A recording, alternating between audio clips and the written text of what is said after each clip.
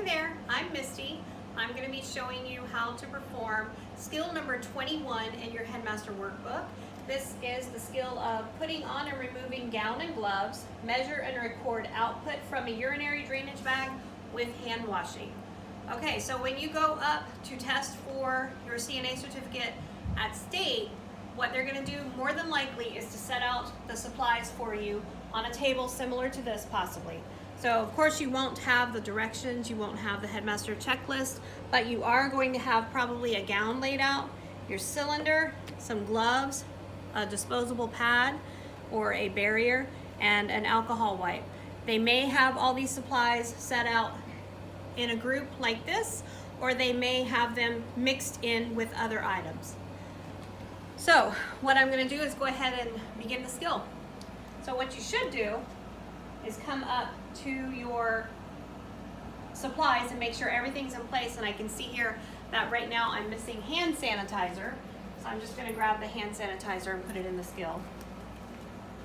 So you're going to want to clean your hands before you put on your gown and gloves.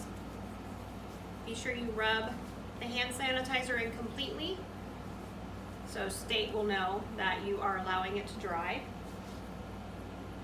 You're going to get your gown. Hold the gown away from you. Open it up. Be just very gentle while you're doing it. You don't want to flick it everywhere. So you're going to put your arm in one side. Go ahead and make a thumb hole if you need to, because your glove is going to need to go up over the cuff. So go ahead and put your other arm in. Same thing. Make a little thumb hole if you need to. Now to secure the gown at the neck as per the checklist in the book, you can either tie it in front like this, or you can reach around the back and tie it from behind, whichever works for you, but be sure it's secured at the neck. So once you get your gown on, you need to be sure that it crisscrosses completely in the back. If your gown does not crisscross completely in the back, you still need to vocalize that your gown should crisscross completely in the back. If you don't say it out loud, they don't know that you know that it's supposed to crisscross and cover you completely in the back, and they may think that you're just negligent in that part of infection control. So you're going to tie it. You should secure your gown at the side or behind you. You don't want to tie in front because you want to try to keep this area as clean as possible. Now that you have your gown on and it's completely secured, now you can put on your gloves. So you're going to put on your gloves. Be sure the cuff is covered with your glove.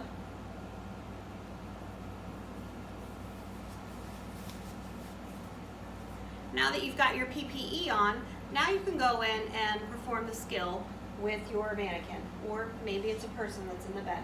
So what you're going to need is your graduated cylinder, you're going to need an alcohol wipe, and you're going to need a barrier for the floor. You can use a disposable barrier like this, or you can just use a paper towel, whatever works for you. So we're going to knock.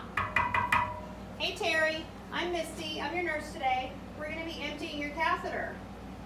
So when I go in for a skill, I like to perform all the safety checks. I'm going to go ahead and check the brakes on the bed. Make sure that he's locked. We're going to perform privacy by pulling our curtain. We're going to make sure his call bell is in reach. And Terry, I'm going to go ahead and lower your bed to make sure it's a safe height. Even though it's not a required part of the skill, I want to make sure that the bed is a safe height. Same thing with the bed breaks. Even though it's not required, you should address that no matter what. Get into the habit so that way it's always addressed with your patients. So once you're in the room, you're going to look at your catheter, tell your patient everything you're going to do. Terry, we're just looking at your catheter here. You're going to go ahead and place your barrier on the floor. I'm just going to fold this in half because normally you wouldn't have a large barrier like this. You're going to place your cylinder.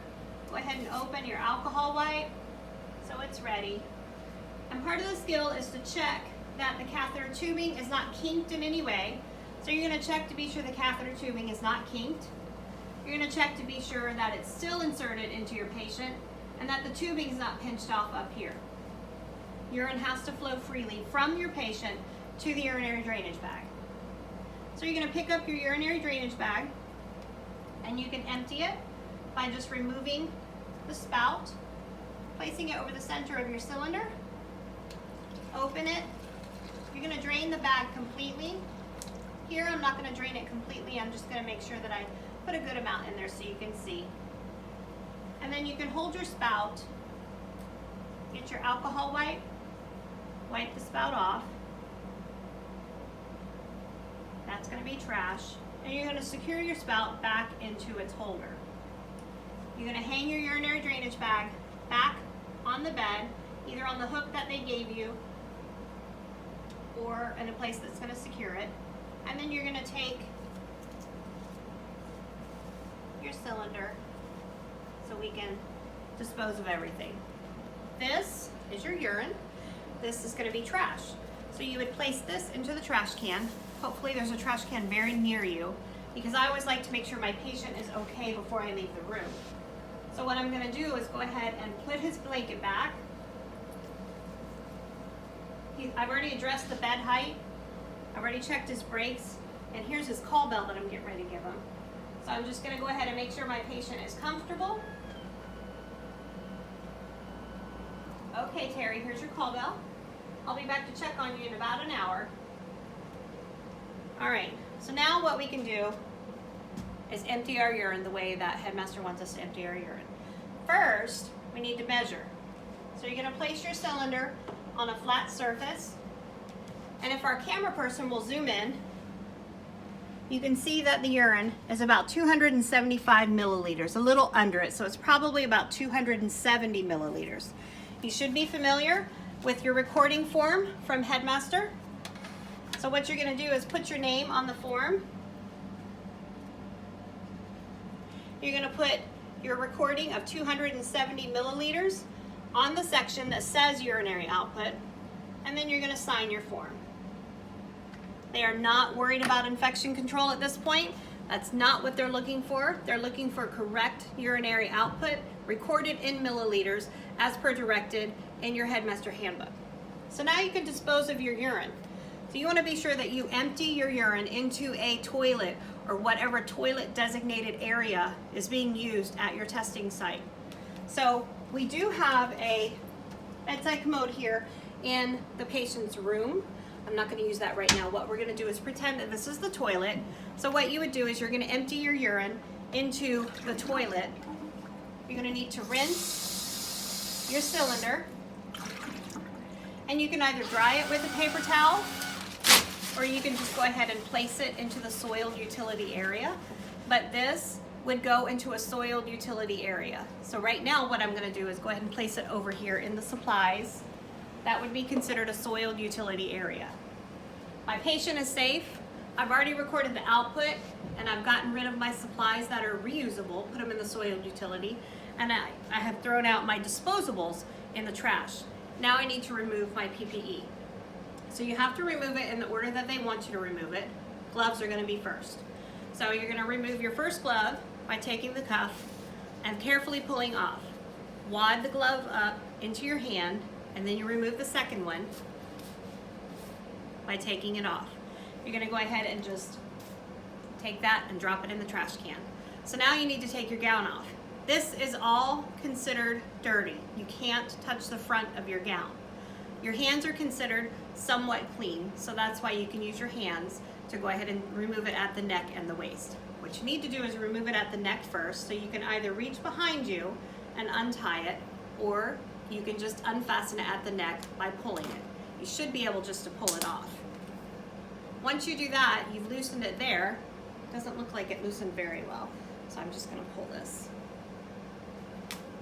All right, so once you've loosened it at the neck, you can go ahead and remove it at the waist. You don't want to pull it here in the center if your gown ties in the center. This is all contaminated. So you need to remove it at the waist. You can go ahead and pull the string, or you can, we'll try this again, or you can pull the string on the side like this and just rip it off. Now that it's loosened everywhere, you can remove from the top down. Pull it off like that and roll it away from your body. Same thing over here, pull it from the top down and roll it away from your body. We're gonna throw this away. And now you're done and you can wash your hands. So you're gonna turn on the water, at least warm water. Wet your hands completely. Apply soap. And you're gonna lather and scrub for at least 20 seconds. Be sure you get your wrists, in between fingers, under fingernails by scrubbing like this.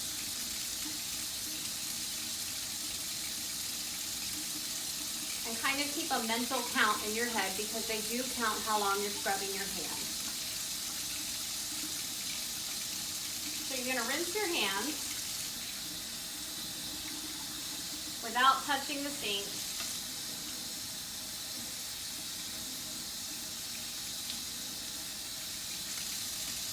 Don't flick your fingers. I have a habit of trying to flick my fingers. Then you're gonna take your paper towel and dry off. Use multiple paper towels if you have to dry your hands. And then to turn off the water, you need a brand new clean paper towel. Turn off the water without crumpling your paper towel and throw away the paper towel without crumpling it. And then you're done. Make sure that your nurse examiner gets your recording form. So place that wherever they tell you to place it when they're reading you the instructions for the test. But you're done at that point.